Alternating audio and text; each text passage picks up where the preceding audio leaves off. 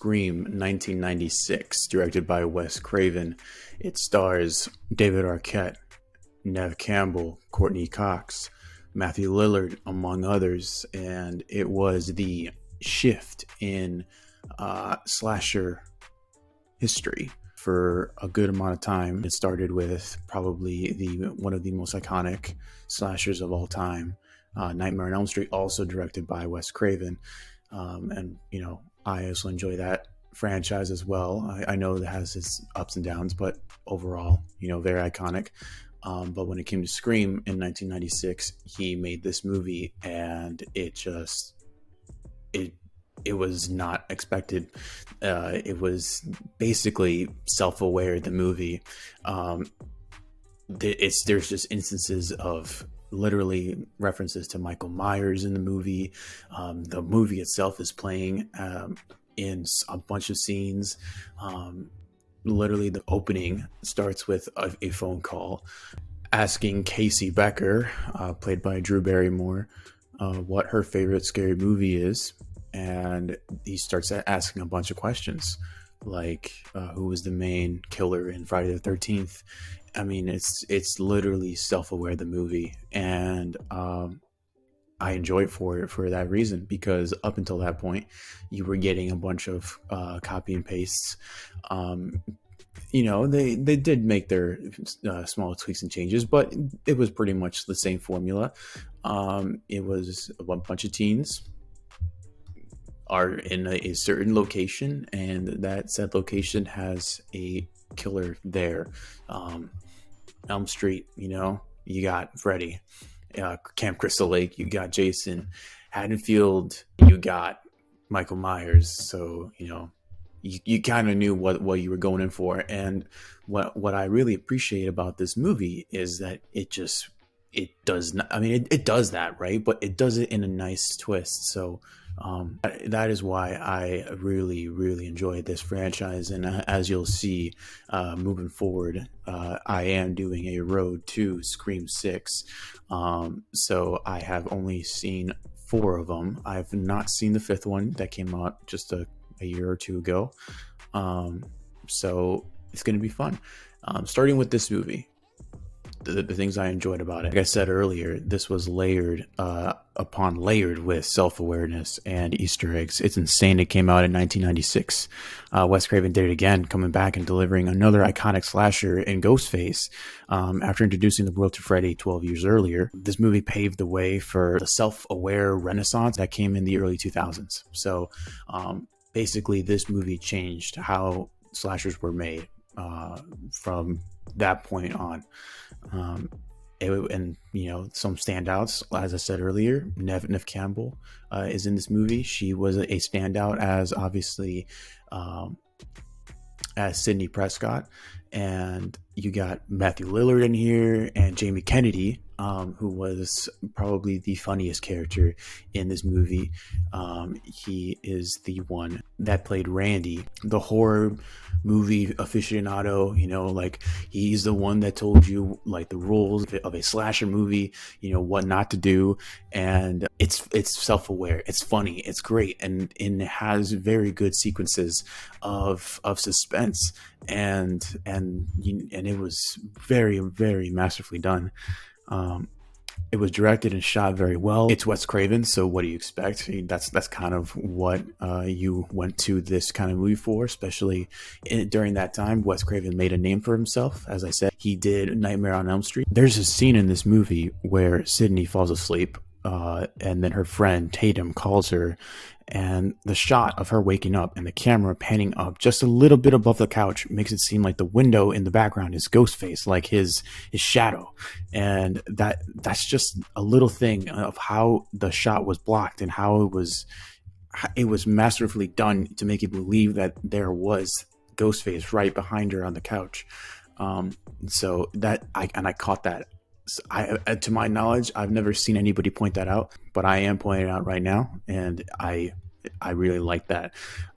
My favorite scene, though, had to be where Sidney is on the phone with Ghostface for the first time, and jokes about main girls in scary movies always running up the stairs instead of the front door. So when Ghostface calls her and she goes out to call his bluff, but he sneaks into the closet while she's not in the house, and she comes back and locks the door. Then he jumps out of the closet and attacks her. She starts to get away, and she tries the front door instead of going up the stairs, but the lock won't open, so she ends up running up the stairs anyways. And I just started laughing immediately because, like, she obviously tells you what these final girls do, you know, in these scary movies or in these slasher movies, that, you know, is kind of a trope. Like, okay, the killer is in the house, the clear exit is to literally go outside and go out the front door or the back door, but instead they usually tend to run around the house for some reason. And she points that out, but due to circumstances she can't get out right away. So what does she end up doing? She ends up going upstairs anyways. So I just love that. I really enjoyed that part of the movie, and obviously of this franchise moving forward.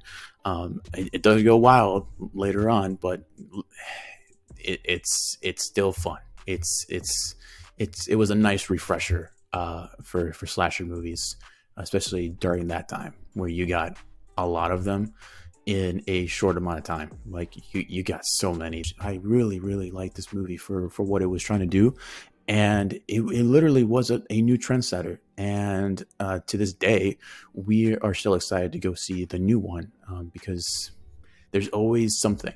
This movie was all about, how do we take a slasher movie and make it self-aware? The sequels will then go ahead and do something else with that kind of idea and have their own little twist on it, and you'll see what I'm talking about when we get to Scream 2. But anyways, I just got a shout out because Wes Craven, he was in the movie as Fred the janitor, and he was wearing something awfully similar to a Freddy Krueger sweater. That's just brilliant. Like, you gotta love that. The kills were great. I mean, Ghostface makes an excellent killer, or I guess we'll get into the spoiler part. Killers. I don't know if I want to go ahead and say who the killers were, because that's kind of what makes this franchise so special, because you don't know who the killers are. Just to start off the movie, you're kind of guessing. You're thinking, oh, maybe it's this character, or maybe it's this one. But you know, for purposes of this review, I'll just say that there's two characters in this movie, and it's wild. They killed it, both of these characters. These actors did a very good job embodying this slasher. You know, that at first you think it's only one guy, but then you really start to think about it, especially the way the opening starts out.